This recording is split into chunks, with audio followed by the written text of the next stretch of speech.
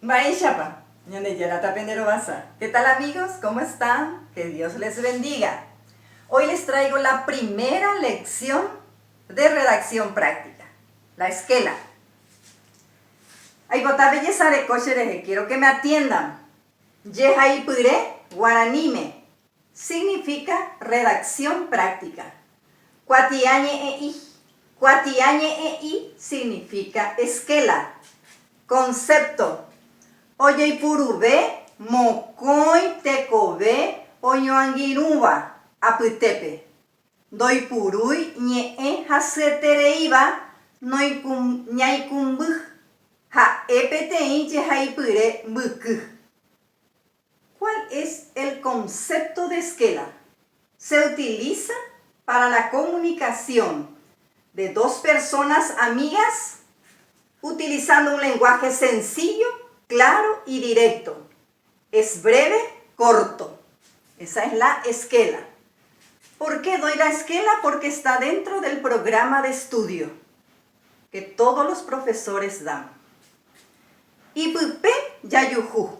Sus partes son, las partes de una esquela son, Maba Penguara significa destinatario, Gete, cuerpo, Maitei Paja, saludo final, Terahuapú, firma, Arangué, fecha.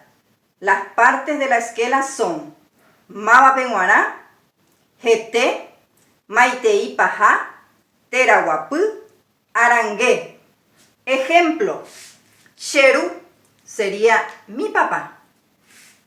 Anike es ella a que terei, no dejes que duerma demasiado. Shemombal, despertame.